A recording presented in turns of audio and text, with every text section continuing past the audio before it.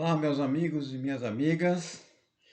Estamos hoje discutindo mais um tema importante no processo civil, né?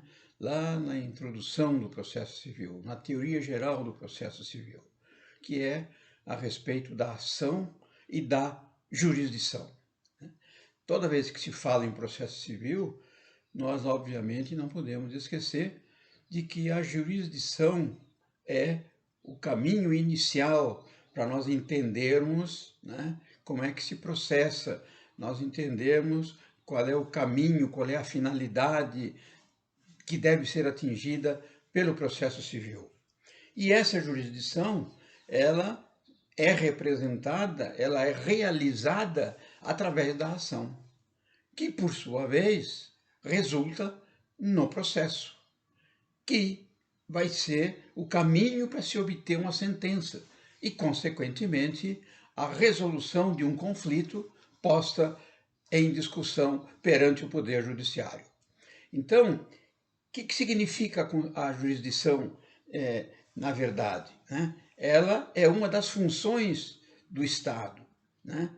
Mediante a qual ele se substitui aos titulares do direito em conflito para imparcialmente, né, decidir de forma imparcial, né, buscar a pacificação do conflito que os envolve, os interessados, né, com a busca da almejada justiça. Né? Ele é, na verdade, um poder-dever do Estado. Né? Ele é o poder que o Estado tem, porque o Estado é o único que tem a autorização legal para fazer a prestação jurisdicional. E, ao mesmo tempo, ele tem o dever, né, de dar essa resposta ao cidadão, né, aplicar o direito ao caso concreto, né, através de uma atividade exercida pelos seus órgãos investidos. Quem são os órgãos investidos pelo Estado para resolver um conflito, para fazer a prestação jurisdicional? São os juízes, né? Lá na primeira instância, são os desembargadores na segunda instância, são os ministros nos órgãos superiores, tais como o STJ, STF, né, TST, TSE e assim por diante. Né? Então, é através da prestação da jurisdição, né, que o Estado busca a realização prática e efetiva da norma legal. Né? Aí, ou ele decide isso declarando a lei ao caso concreto, né, quando a ação tem efeito declaratório, ou impondo coercitivamente, coativamente as medidas tendentes à satisfação efetiva da lei. Quando ele decide em favor de uma parte, né, obrigando a outra a cumprir determinado preceito, né, a pagar, por exemplo, né, a entregar o bem numa ação de busca e apreensão, né, a cumprir uma ordem de despejo e assim por diante. A jurisdição, ela tem várias características que são apontadas pela doutrina, né, e que vêm implícitas lá, né, nos princípios das normas fundamentais e na aplicação das normas processuais contidas no Código de Processo. E nós vamos destacar algumas características da jurisdição. Primeira característica, ela é uma atividade substitutiva. Né? Por que substitutiva? Pois o Estado, atuando coativamente, né, forçando o resultado a que as partes devem de se submeter, né, ele substitui a vontade do indivíduo. Né? Provocado o judiciário e decidido o conflito por ele, as partes têm que se submeter à decisão judicial adotada. Não dá para brincar de ir ao Poder Judiciário. Se provoca o judiciário, né, ele substitui a vontade do indivíduo e, diante da lei posta, dentro do caso concreto que lhe é colocado, ele vai decidir. E decidindo, as partes ficam subjugadas a cumprir aquilo que foi determinado. Obviamente que depois de tramitação do processo regularmente e depois de serem esgotados todos os meios recursais previstos no CPC. Uma segunda atividade é uma atividade instrumental. Por quê? É um instrumento de atuação do direito material. Ela é um meio de realização do direito. Nós temos que observar o quê? Temos o direito material, que é onde o direito especificamente está declarado, está assegurado. E buscamos a realização desse direito através de um processo. O processo é o instrumento, né? Não adianta nada, eu sempre falo aos meus alunos, existe aquela discussão, às vezes, até por brincadeira entre os professores, o de direito civil achando que a matéria dele é mais importante, o de processo dizendo de que o processo é mais importante que o direito civil. E eu sempre digo o seguinte, olha, um não existe sem o outro. Não adianta nada termos a previsão legal para assegurar um determinado direito, que é o direito material, que nós encontramos no Código Civil, se nós não tivermos direito ao instrumento legal que é o processo, o direito de ação, o direito de obter a prestação jurisdicional para realizar aquele direito previsto no direito material. Portanto, a jurisdição é o instrumento que o cidadão tem para buscar a realização do seu direito material, através desse instrumento que é o processo, que é a ação, para buscar efetivamente a realização desse direito. Uma terceira característica da jurisdição, ela é declarativa ou executiva. Significa o quê? Ora, ele pode declarar a vontade, através de uma ação declaratória, ou ela, ora, executa o comando estabelecido na sentença, ou em outro título executivo reconhecido legalmente. Às vezes, os títulos extrajudiciais. Então, o juiz, quando profere uma sentença, ou essa sentença é declaratória, ele declara o direito para a parte, ou ela é constitutiva, ela é objeto de um conteúdo que obriga as partes ao seu cumprimento. Uma ação indenizatória, por exemplo, ela condena a parte a cumprir aquele preceito que foi declarado em sentença. Essa sentença, seja declaratória, essa sentença seja constitutiva, ela, na verdade, ela representa um título executivo judicial e pode ser objeto de cumprimento de sentença dentro do próprio processo onde ela foi obtida. E temos essa capacidade de execução nesse cumprimento de sentença. Ou ainda temos aqueles chamados títulos executivos extrajudiciais, que nascem do relacionamento das pessoas. Quando alguém dá um cheque para outro, ele está emitindo um título executivo extrajudicial. Quando alguém firma uma nota promissória, uma letra de câmbio, ela está constituindo um título executivo extrajudicial. Ora, esse título extrajudicial, não sendo pago no respectivo vencimento, em razão da exigibilidade que ele tem, ele pode ser objeto de uma ação própria, que é uma ação de execução, e finalidade, então, executiva, onde o juiz vai determinar um prazo para pagamento do valor devido, sob pena de penhora de bens do executado. Uma quarta característica da jurisdição, ela é inerte, ela é desinteressada. O que significa uma jurisdição inerte? Ela tem que ser provocada por um dos conflitantes. O interesse do Estado, a atribuição do Estado, o dever do Estado é solução de conflitos, desde que esse conflito lhe seja trazido pela parte interessada. Tá?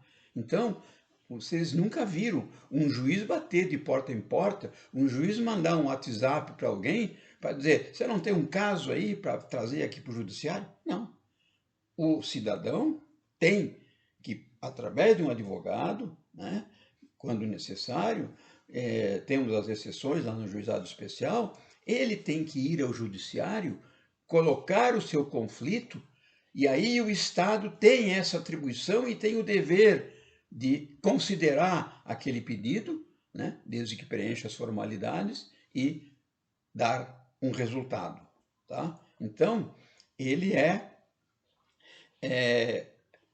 a jurisdição é exercida pelo Estado e ela é inerte. Ela, em outras palavras, ela tem que ser provocada, senão ela não tem como ser exercitada. Tá? A gente sabe que o interesse do Estado é a solução do conflito. Para quê? Para a pacificação social. Né? E, sendo submetido um caso concreto ao judiciário, ele vai ter que decidir. E ele vai decidir, obviamente, normalmente em favor de uma das partes e em desfavor da outra. Uma quinta característica da jurisdição, né? Ela decorre normalmente de uma situação de litígio. Né? Salvo, temos exceções, nós temos casos de ações de jurisdição voluntária. Né? O que significa jurisdição voluntária? Não há contenciosidade, não há litígio, não há pessoas, partes, brigando pelo direito, mas eles buscam o judiciário, né, com uma intenção homologatória, autorizatória. Né? Não há conflito a ser resolvido. Por exemplo, quando eu tenho o pedido de uma tutela, né? Eu estou querendo o quê na tutela? Eu estou querendo regularizar a representação daquela pessoa que, eventualmente, ou permanentemente, está incapacitada para os atos da vida civil. Então, esse é um exemplo. É uma atividade jurisdicional sem contenciosidade. Quando eu peço um alvará, por exemplo, para levantar um determinado valor de fundo de garantia ou coisa parecida, né, eu estou pedindo uma autorização legal do juiz para que ele determine a liberação do determinado valor, mas eu não estou numa situação de litigiosidade. Agora, obviamente, quando eu estou movendo uma ação de reparação de danos, quando eu estou movendo uma ação pedindo um dano moral, né? Quando eu estou movendo uma ação para rescindir um contrato, aí tem litigiosidade, né? E essa é uma das características da jurisdição. Então, eu tenho uma jurisdição normalmente de jurisdição contenciosa, quando há litígio, quando há disputa pelo direito, e eu tenho uma jurisdição que eventualmente pode ser uma jurisdição voluntária, onde eu busco uma homologação do juiz para um determinado pedido. E, finalmente, eu tenho uma sexta característica da jurisdição, né, que ela traz aquela ideia de definitividade da decisão proferida por um dos órgãos jurisdicionais. Né? E como é que eu tenho essa definitividade? Através de uma sentença judicial que nós denominamos de coisa julgada. O que é a coisa julgada? É quando o conflito foi colocado em juízo, este juízo proferiu uma sentença, não existe mais nenhum recurso possível contra essa sentença, a partir daí, né, ela ganha uma característica de definitiva. Por quê? Porque ela faz coisa julgada. Ou seja, não é mais possível alterá-la, né? Por quê? Porque já foram esgotados todos os meios de prova, todos os meios de recurso para se chegar ao resultado. Muito bem. Nós vamos ver agora que a jurisdição ela segue determinados princípios. Né?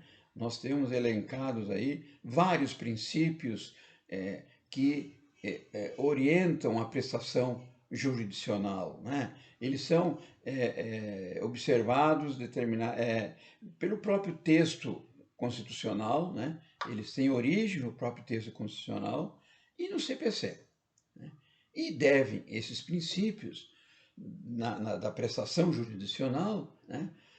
Prevalecer na atividade jurisdicional exercida pelo Estado através do Poder Judiciário, conforme nós já falamos.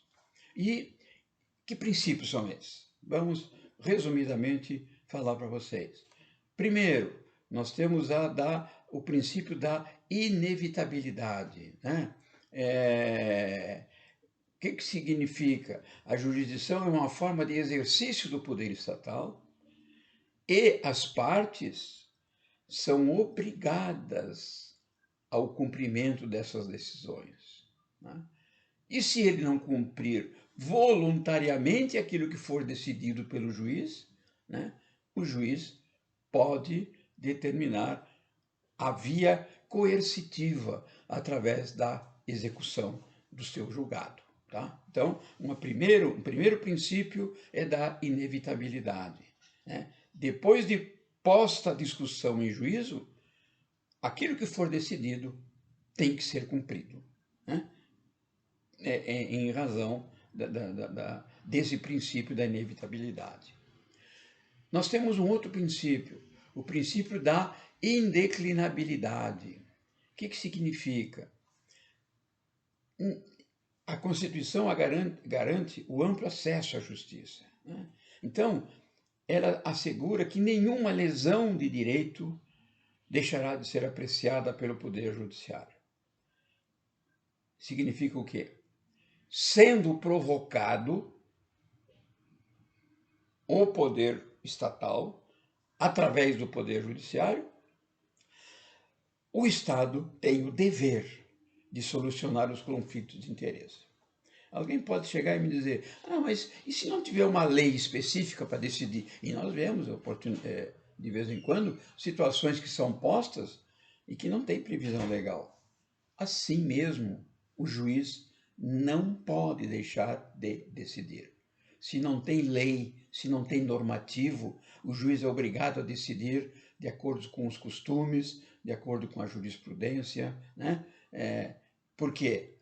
Porque ele tem o poder e o dever de entregar uma resposta a um cidadão que busca o judiciário, né? A não ser que seja um pedido impossível. Né? Mas dentro da possibilidade, dentro da razoabilidade, o juiz vai ter, né, que decidir e fazer essa entrega em razão do princípio da jurisdição da indeclinabilidade. Nós temos o princípio da investidura. Ele é importante. O que significa isso? Somente os agentes investidos do poder estatal de aplicar o direito é que podem julgar. Né? É que podem exercer a jurisdição. E para exercer a jurisdição, esse indivíduo tem que estar investido na função jurisdicional. E como é que ele obtém essa investidura? Aprovação em concurso público, né? De títulos, de conhecimento jurídico, né? E aí, aprovado no concurso público, nós temos, inclusive, o concurso de juiz para a magistratura, é um concurso bem sério, um concurso bem rigoroso, né? Nós temos várias fases, né? Tem uma prova objetiva, tem uma prova dissertativa, depois vai ter uma prova de sentença, né? E depois vai ter uma prova oral, né? E depois tem os títulos, né? A formação acadêmica daquele indivíduo para chegar, né, à condição de ser investido na função jurisdicional. E assim mesmo, né, ele é investido provisoriamente como juiz substituto e ele só vai ganhar a vitaliciedade posteriormente. Tá? Então, pessoas de prévia experiência e de notável saber jurídico, né, nós temos, então, os casos de ingresso na magistratura, não pelo concurso público, mas pelo quinto constitucional, né? Que é a formação de 1/5 dos tribunais por juristas, né, de alto conhecimento jurídico e que não são coletados, por assim dizer, através do concurso público. Tá? Isso justifica, né, essa constituição através de pessoas da sociedade que não sejam juízes de carreira, né? Para quê? Para trazer a experiência da sociedade, para trazer a representação da sociedade nos julgamentos dos tribunais. Então, nós temos esse juiz que é selecionado para o quinto constitucional para compor os tribunais estaduais, tribunais federais, a nível de segunda instância, e os ministros dos tribunais superiores, STJ, STF e TST, enfim, todos os tribunais superiores. Né? Outro princípio também importante, da indelegabilidade. A jurisdição não pode ser objeto de delegação pelo agente a quem a exerce com exclusividade. Significa o quê? O juiz não pode chegar e dizer assim, eu estou com muito serviço, eu estou cansado hoje, eu vou tirar 3 dias de folga, eu vou chamar um amigo meu que conhece muito de direito e ele vai então me substituir, eu vou delegar poderes a ele para proferir sentença. Não, isso não é possível, em razão do princípio da indelegabilidade. Essa função tem que ser exercida com exclusividade pelo juiz que foi nomeado, aprovado num concurso público e habilitado para exercer a jurisdição. Tá? Um outro princípio, o princípio da inércia. A jurisdição não pode, nós já falamos lá dentro das características, também é um princípio da jurisdição, né? Ela não pode ser exercida de ofício pelos agentes detentores da investidura. O juiz não pode, tomando conhecimento de uma briga de vizinhos, falar, eu vou julgar esse caso. Tomando conhecimento de um acidente de veículo, avocar para si, para ele julgar o caso. Né? Ele tem que ser provocado pelo cidadão, através da ação. E aí, se lhe couber por distribuição daquele caso julgar, ele também não poderá se negar de fazer o julgamento. E nós temos ainda o princípio da aderência. O que significa esse princípio da aderência? O exercício da jurisdição, por força do princípio da territorialidade da lei processual, deve ser sempre vinculado a uma prévia delimitação territorial. Significa o quê? Nós temos a divisão da jurisdição. Então, se eu moro na cidade de São Paulo, segundo o Código de Processo, né, determinadas ações têm que ser no domicílio do réu. Determinadas ações têm que ser no domicílio do autor. Determinadas ações são no domicílio do fato. Então, é dentro daquele território, dentro daquela jurisdição, dentro daquela competência delimitada pelos órgãos da justiça, né? Sempre por legislação própria, seja pelo Código de Processo Civil, particularmente, né? Seja pela Constituição, é perante aquele órgão previamente determinado, né? Seguindo as regras de competência, tá? E essa competência é em razão da matéria, é em razão do território, é em razão das pessoas, né? Isso aí nós vamos trazer, numa outra oportunidade, alguns esclarecimentos a respeito da competência, da fixação da competência e da distribuição da competência. Tá? Então, isso segue o princípio da aderência.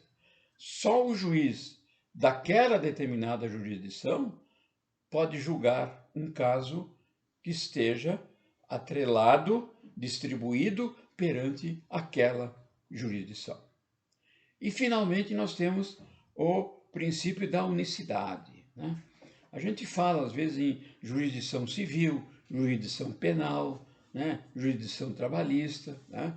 Nós temos justiça federal, justiça estadual, né? Mas é uma classificação que tem meramente um caráter administrativo, para dividir essa competência para a realização da jurisdição. Mas o poder-dever do Estado, ele é uno e indivisível, né? Significa um conflito determinado, decidido numa determinada área de jurisdição, não pode ser submetido a outra área de jurisdição. Muito bem. Para finalizarmos, nós vamos falar um pouquinho da jurisdição e da ação no CPC, né? Nós já vimos, então, que a atividade decorrente do poder-dever do Estado, né, que é de exercer a jurisdição, ela se firma, né, ela se realiza através do ajuizamento das ações pelos interessados. E esses devem, para propor uma determinada ação, observar determinados pressupostos e condições para a sua validade, para que seja possível o ajuizamento dessa ação. E aí é importante, né, nós recorrermos ao CPC, né, lá no artigo 16, logo lá no seu início, né, ele prevê, né, que, fiel a essas características que nós falamos, a esses princípios da jurisdição que nós enumeramos, né, que devem ser observados, né, tais princípios. E o que diz o artigo 16 especificamente? Se nós formos fazer uma leitura aí no nosso CPC, a jurisdição civil é exercida pelos juízes e pelos tribunais em todo o território nacional, conforme as disposições desse Código. O que isso significa?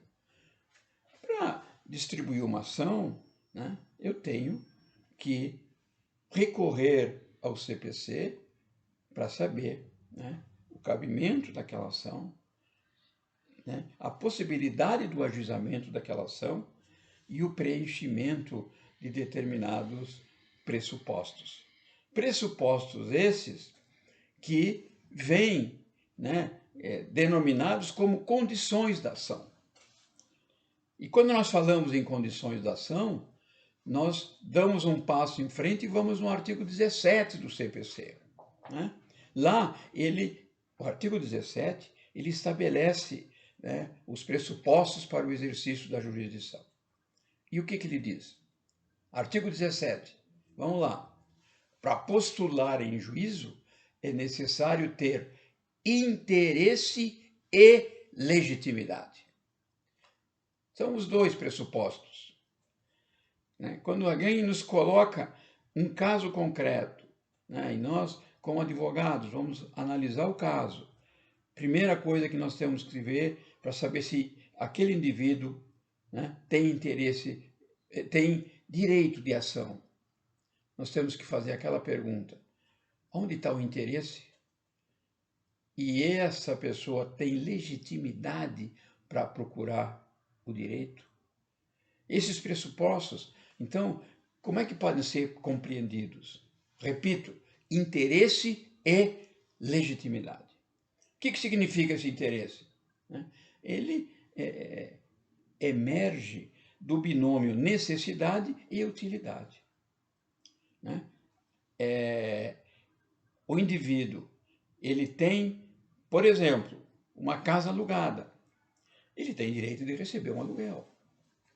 O inquilino deixou de pagar o aluguel, esqueceu de pagar o aluguel, né? Ou, por uma razão qualquer, não quis pagar o aluguel, né? Essa pessoa que nos procura, será que ele tem interesse em propor uma ação? Tem. Ele é locador. Ele tem uma relação jurídica estabelecida com o inquilino. Ele tem um contrato de locação, né? Ele é o dono do imóvel, ele é o locador, ele é parte legítima para promover essa ação, né? Então, esse interesse é binômio, associar o binômio necessidade e utilidade, significa o quê? A necessidade da atividade jurisdicional, né, para o desfecho daquela controvérsia. Ele não conseguiu receber o aluguel amigavelmente. Ele foi ao Poder Judiciário buscar a jurisdição. O Estado que tem o dever de prestar essa jurisdição. Ele tem interesse e ele é parte legítima. Então, né, ele está perfeitamente, né, atendendo, né, os meios, o pressuposto do interesse, né, para buscar a proteção jurisdicional. A legitimidade, obviamente, ela tem relação direta entre a coincidência entre o autor e o réu na relação processual e os titulares dessa relação jurídica do direito material exposta no processo, né? Por quê? Obviamente, se eu vendi um imóvel, A vendeu para B e B deixou de pagar as parcelas que foram convencionadas, eu tenho que mover ação contra quem? Contra B. Não posso mover ação contra C. Ah, mas C é muito amigo de B. C é irmão de B. C é pai de B. E C tem dinheiro, B não tem. Pode ter dinheiro, mas B é parte legítima para responder, porque ele é que compõe a relação jurídica. E C é uma pessoa estranha, que nada tem a ver na relação jurídica estabelecida com A. Consequentemente, ele não tem legitimidade para promover a ação, né? Eu quero promover uma ação de alimentos, tá? Então, o menor tem interesse, lógico, em obter a prestação jurisdicional em razão do que os alimentos são devidos, em razão do grau de parentesco. Então, o pai deixou de pagar os alimentos, a mãe eventualmente deixa de pagar alimentos, o filho, devidamente representado, pode buscar a realização do alimento. Por quê? Porque ele tem interesse. E ele é parte legítima para buscar os alimentos de quem? Do pai ou da mãe, eventualmente até dos avós, né? Mas, obviamente, que ele não tem interesse e legitimidade para buscar os alimentos do padrinho, que não tem relação de consanguinidade, né? Ele não tem interesse de buscar e legitimidade para buscar alimentos do vizinho. Por quê? Porque ele falece interesse e legitimidade em razão da falta de relação jurídica entre eles. Então, o interesse e a legitimidade são dois pressupostos indispensáveis para que possa ser colocada uma ação em juízo, né, para que essa ação possa ser recebida e recepcionada e, consequentemente, ter um desfecho através de uma sentença proferida pelo juiz. Obviamente que se a parte for ilegítima e se a parte não tiver interesse, a ação sendo ajuizada, o juiz vai deixar de acolhê-la, vai extinguir a ação por falta das condições da ação. Ele vai simplesmente extinguir, né? E aí a ação vai ser extinta, né? Sem o julgamento do mérito. Por quê? Porque não há como julgar o mérito de uma ação que seja ajuizada contra quem não tem interesse relacionado ao autor e legitimidade relacionada ao autor. Finalizando, né, em relação à legitimidade, nós ainda temos o artigo 18 do Código de Processo Civil, né? Ele diz claramente de que essa legitimidade se restringe ao direito de pleitear direito próprio. Não pode ser invocada como regra para pleitear direito de terceiro. se eu tenho um direito meu, eu posso mover a ação para buscar a realização do meu direito. Mas eu não posso entrar com uma ação para buscar o direito do meu irmão, para buscar o direito da minha esposa, para buscar o direito do meu filho. Como parte, obviamente, que como advogado, eu vou representar a parte e buscar, né, o resultado. Mas como pessoa, como parte, eu só posso pleitear aquilo que tem relação, né, com o direito que eu estou invocando. O que diz o artigo 18, para nós finalizarmos? Ninguém poderá pleitear direito alheio em nome próprio, salvo quando autorizado pelo ordenamento jurídico, né? Então, se eu tenho o direito de uma indenização por um acidente de veículo, por exemplo, né? O B provocou acidente em um veículo de A, né?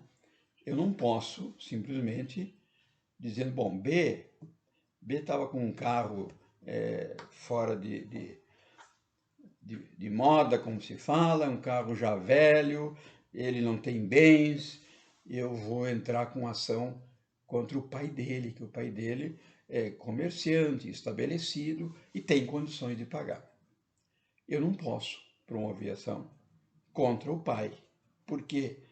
Porque eu só posso buscar contra aquele que tem relação jurídica com a pretensão que eu estou almejando.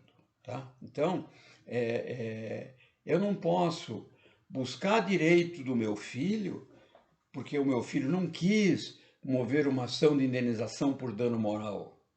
Então, ele foi atingido na sua intimidade por uma agressão, por uma injúria, por uma difamação. E ele não falou, deixa para lá. Eu não posso chegar e falar, não, você deixa para lá, mas eu vou entrar com ação. Não. Por quê? Porque eu não tenho autorização para pleitear direito que é do meu filho no meu nome, né? Aí vale muito aquele velho ditado, né, que os jovens gostam muito, cada um no seu quadrado. Tá? O direito é do detentor do direito. Né? Nós não podemos pleitear direito de outro, de terceiro, né? Como se meu fosse. Tá?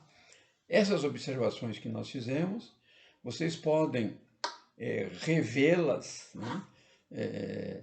Através de um post que eu tenho publicado, o post número 4, publicado lá no grupo Entendendo o Novo CPC, no Facebook. Tá? Então, eu tenho um grupo no Facebook, Clóvis Brasil Pereira, tenho um grupo atrelado a esse Face, Entendendo o Novo CPC, que nós criamos esse grupo lá em 2016, quando veio o novo Código de Processo, entrou em vigor, né? E hoje ele tem mais de 3.000 participantes, e lá nós publicamos seguidamente assuntos, decisões, comentários, artigos ligados ao CPC.